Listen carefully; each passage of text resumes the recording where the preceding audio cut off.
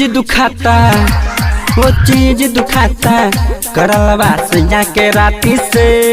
चीज दुखाता, करलवा सैया के राती से।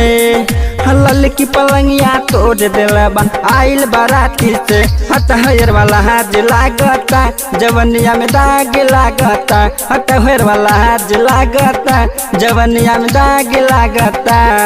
वो चीज दुखाता, वो चीज दुखाता, करलवा सैया के राती से।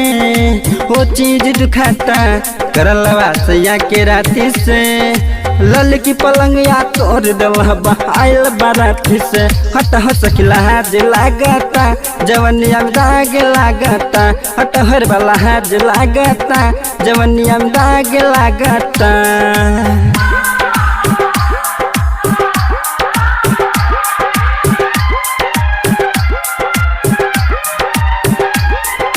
छुपे चोरी आ गई, दिलवा में समा गई। पुछबन कैलस हाल के, होठ ललिया सारा खा गई।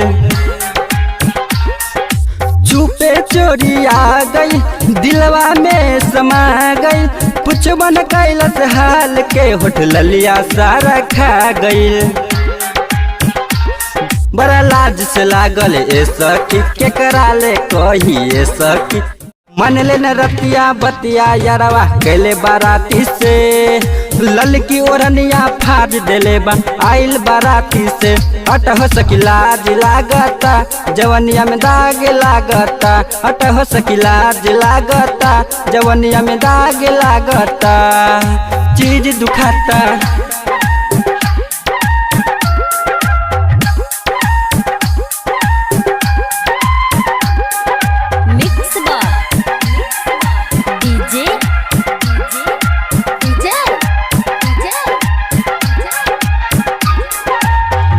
नीरा दैया बा अमर जितियल बेला हो। कोरा धके ये सखी करे लागल खेला हो।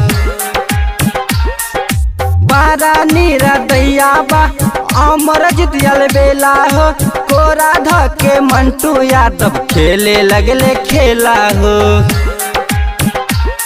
कितना हम सहब ये सखी, केकरा के कहब ये सखी। चीज दुखाता, वो चीज दुखाता, करलवा सैया के राती से। चीज दुखाता, करलवा सैया के राती से। लल की पलंगिया तोड़ देले बा आइल बाराती से। हट हेर वाला आज लागता, जवनिया में दाग लागता। हट हेर वाला आज लागता, जवनिया में दाग लागता। हट हेर वाला आज लागता, जवनिया में दाग लागता।